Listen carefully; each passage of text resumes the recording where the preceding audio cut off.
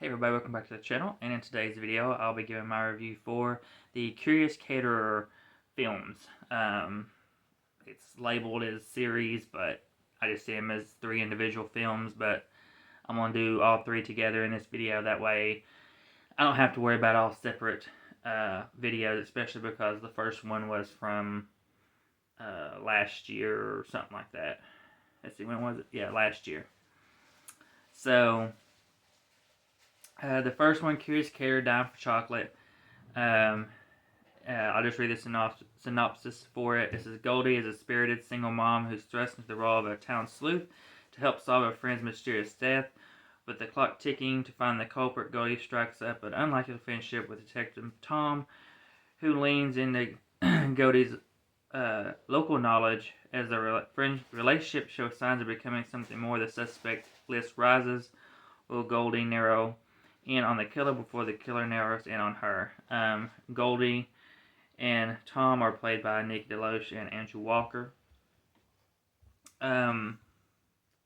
So this is the first of the series of films, and it's was the weakest for me, but it still wasn't terrible. Now, acting wise was great from pretty much everybody. Chemistry between Nikki and Andrew was great. I thought they did a great job with both their characters. My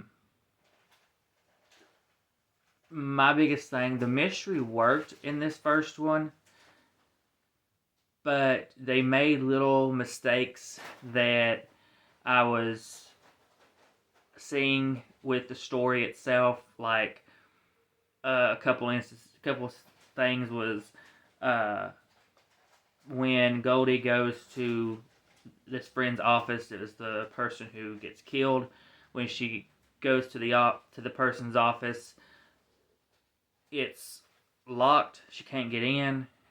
And then when she goes back, it's randomly unlocked, and she doesn't question why it's unlocked. It shouldn't even be unlocked because nobody's supposed to be in there. Until Tom showed up, which Tom hadn't showed up yet, to go through her office and stuff.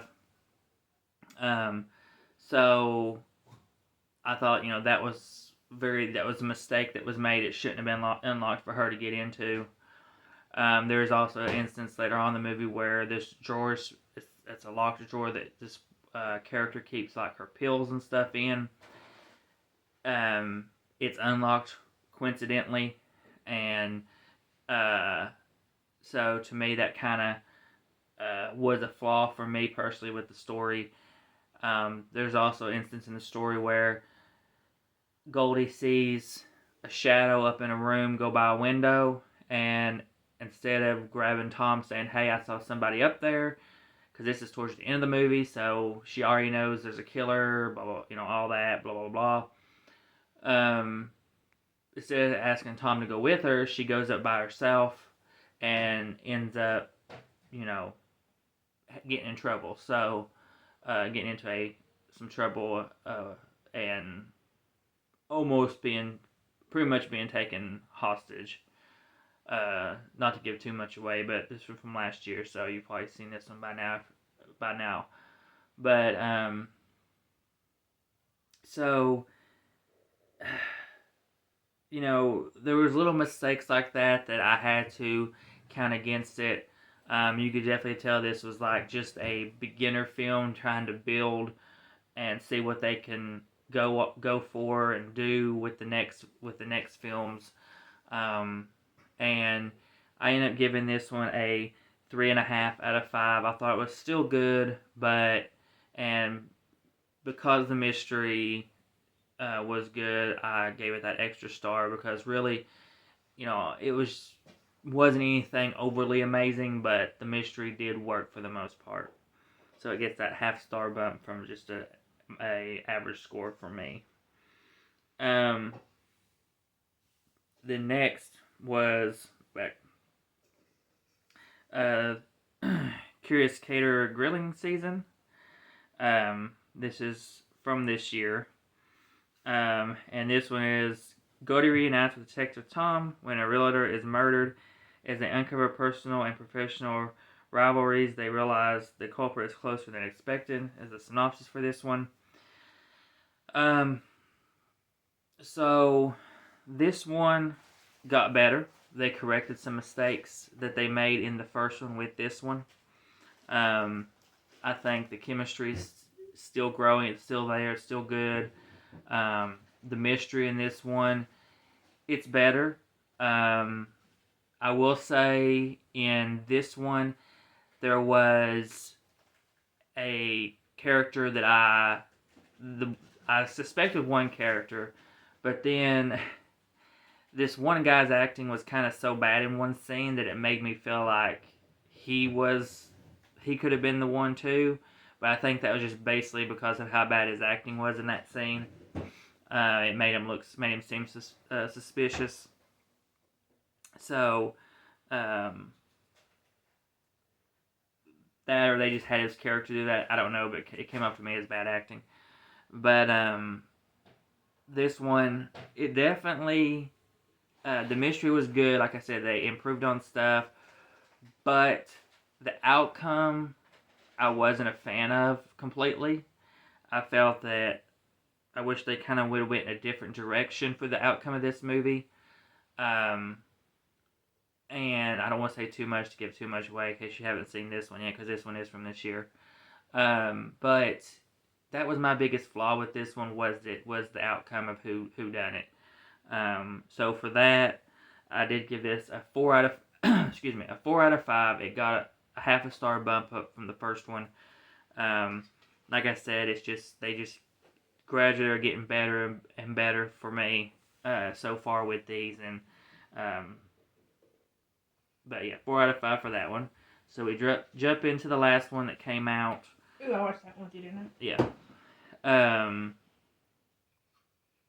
And that is Curious Caterer, Fatal Vows, and this one is Professional Caterer and Amateur Detective, which, well, that is amateur detective, but it's more like a hobby as a detective, I guess. Yeah.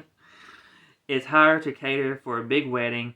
The bride, Jessamine, is the ex-wife of Goldie's current romantic interest, Detective Tom. The town is shocked when they find the groom, Sterling Clearwater, dead, which, that kind of, we'll get to that in a minute. And Jessamine missing. To complicate matters, a new detective with a vendetta against Tom is hired to oversee the case. Forced to take matters into their own hands, Goldie and Tom must find Jessamine before she meets Sterling fate. Now this one, it doesn't focus really on the murder. It focuses more on the kidnapping, I think. Well, yeah, I was going to say it does, but not to the point you would think. Like, it's mainly about where the girl is. Yeah. The death kind of feels like a backstory in this one. And even though it's sort of the main plot in a way, too. It's like, yeah. Like a subplot. Yeah. So that's why I guess they put that in the synopsis here on Letterboxd. Because it's not a huge thing.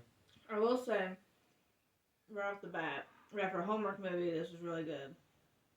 If I'm rating it off of Hallmark movies, I would rate it a 5 out of 5. If I'm rating in general, it'd probably be a 3.5 out of 5.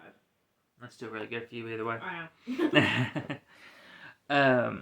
But this one, I like the story the most. I think I really like the fact that we didn't focus solely on a murder, that they gave us a new element with a kidnapping.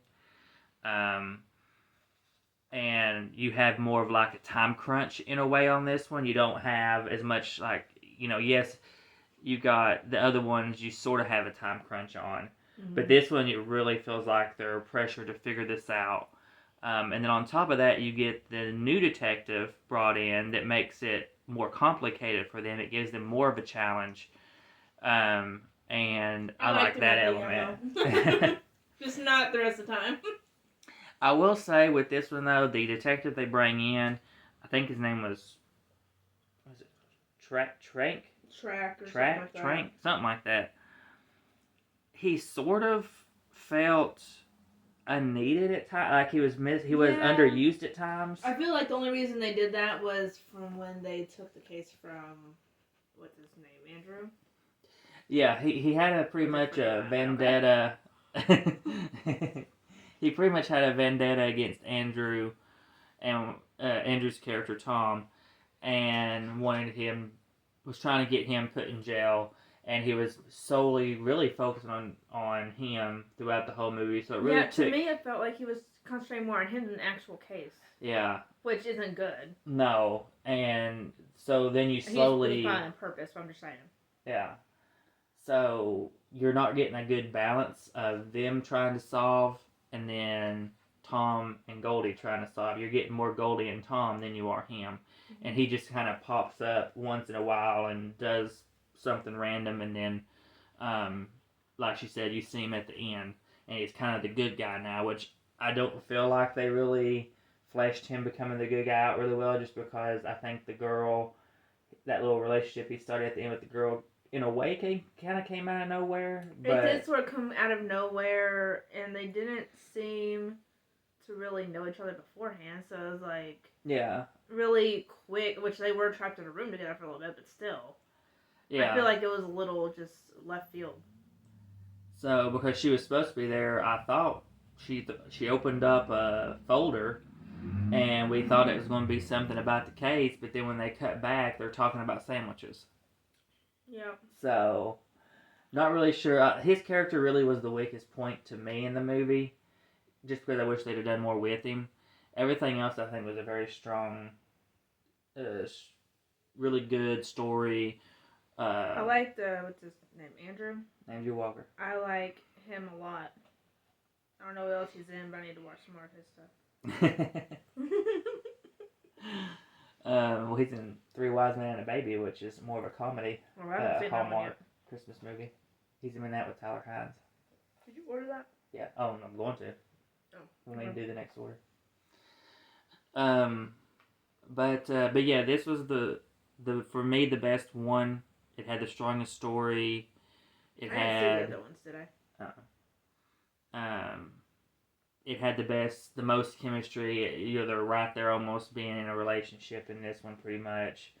For Goldie and Tom, and it just, to me, it worked on every level, except I wish they could have done a little bit more with the new detective that was brought in. But I think that the chemistry between him and the girl was really well done. Mm-hmm. Which I don't know if that was building over the other two movies or not, because I didn't see them. Probably. But I thought for this movie that they did really good together, and I love her personality because it's so me when it comes to true crime solving stuff. Yes, this is definitely her when it comes to the true crime stuff and wanting to be involved and getting excited and Love true crime. But I ended up giving this a 4.5. Would have done a 5 out of 5 had they used the one detective a little bit better. But I went with a 4.5 because I didn't feel like it deserved anything less. I guess you said 5 out of 5. 5 out of 5 for Hallmark, and in general it'd be about 3.5 out of 5, which is still good for me. Yeah. So, but kind of sort of like a Lifetime-y film to it, but just a little bit better than Lifetime, like nowadays Lifetime. Yeah. It used to be a lot better, but... So, I guess that's everything, unless you want to say any more. That's it. So, that is everything for our, mine and her reviews for all 3 of the Curious Caterer films. We'll see if and when the next one comes out. I don't know when they'll be. I'm assuming they'll have to continue it, because I'm assuming they'll want to have them actually be a couple, like a legit couple in one. I don't know. Because they've built it from like a friendship. Now it's there. kind of like they're right on the brink in this one. So I'm assuming we'll get some maybe next year. Maybe one or two. Her. I mean, they could. That'd be an interesting route to go. But yeah, so we'll see if they release any next year. There's 2 this year they released, so hopefully they're working on more maybe, but we'll just wait and find out. But that is everything for our review. So please come like, subscribe, hit the bell to be notified for our videos, and we'll see you on the next one.